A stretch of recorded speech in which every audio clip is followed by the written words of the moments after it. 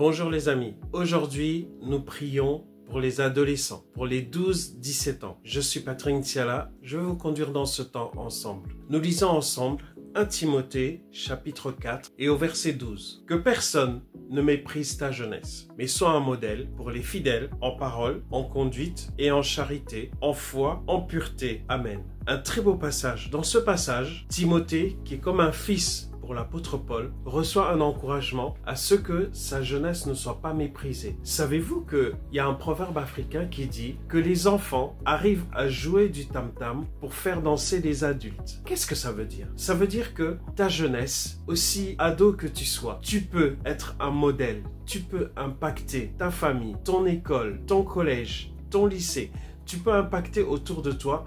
Tu peux apporter des paroles d'encouragement, tu peux apporter par ta façon d'être, par ton sourire, par le service que tu rends, tu peux changer des vies, tu peux apporter du réconfort, tu peux donner des paroles d'encouragement à quelqu'un, tu peux apporter une bonne nouvelle à quelqu'un, tu peux devenir le cadeau de quelqu'un. Et ça, mon ami, c'est à ta portée. Alors adolescents, est-ce que nos adolescents ont assez de place dans notre église? Est-ce que nous leur laissons assez de place pour pouvoir s'exprimer, pour pouvoir être aussi des modèles pour d'autres? Alors que personne ne méprise ta jeunesse, il faut le prendre dans deux sens. Le premier sens, c'est qu'on ne doit pas mépriser les plus jeunes, les adolescents, c'est vrai, mais de l'autre côté, les adolescents ne doivent pas se rendre méprisables. Méprisables par leur conduite, méprisables par des actions ou autres qui pourraient nuire à leur témoignage. Alors, je t'encouragerai pour ce temps que nous aurons ensemble à pouvoir prier pour les adolescents. Alors, vous avez reçu les sujets de prière et pour ce jour, ce mercredi, alors que nous prions pour les adolescents, j'aimerais que nous puissions prier pour l'identité solide en Jésus, une identité solide en Christ. Alors qu'en face, dans notre société, il y a une pression sociale sur l'identité. Nous voulons prier pour l'identité de nos adolescents et adolescentes. Nous voulons prier aussi pour la pureté dans les différents choix qu'ils ont à faire, dans les choix de relations, dans les choix de sexualité, dans les choix de dépendance, qu'ils puissent se garder purs. En cela, ils seront des modèles. Prions pour ceux qui sont dans les études, de sorte qu'ils puissent persévérer, de sorte que dans le défi des études, ils soient persévérants et qu'ils aient du résultat. Et enfin, prions aussi pour ce temps de découverte et d'expérimentation et de développement de la vie de l'esprit, des dons spirituels, de leurs talents, des choses qu'ils peuvent faire et qu'ils savent faire ou qu'ils vont apprendre et qu'ils pourront mettre au service de leur église, au service de leur famille, au service de leur quartier, au service de leur société.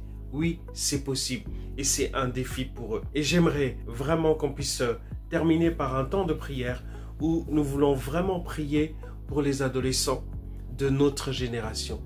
De génération en génération, les adolescents aussi diront les merveilles de l'Éternel.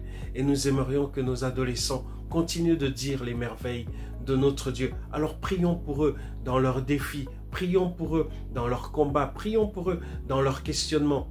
Nos adolescents sont comme en construction et le Seigneur les veut pour lui.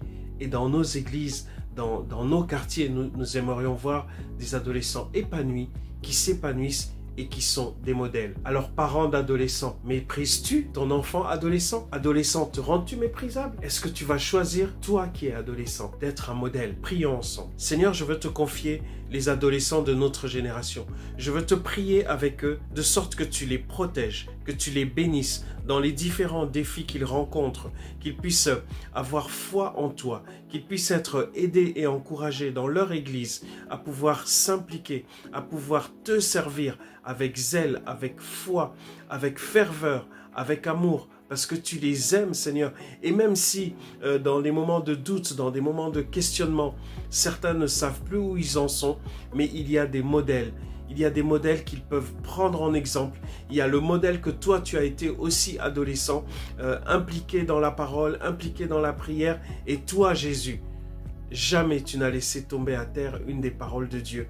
Seigneur, que ta parole puisse être leur réconfort. Que toi, Seigneur, tu puisses donner à chaque adolescent de nos églises d'être un modèle impactant, un modèle vivant, un modèle rempli d'amour, zélé pour toi, avec les dons, les qualités, choses que tu leur as données, de sorte qu'ils te servent avec zèle, avec foi. Merci Jésus. Sois béni et à très bientôt. Demain, nous avons encore un rendez-vous de prière. Seras-tu avec nous? Sois béni.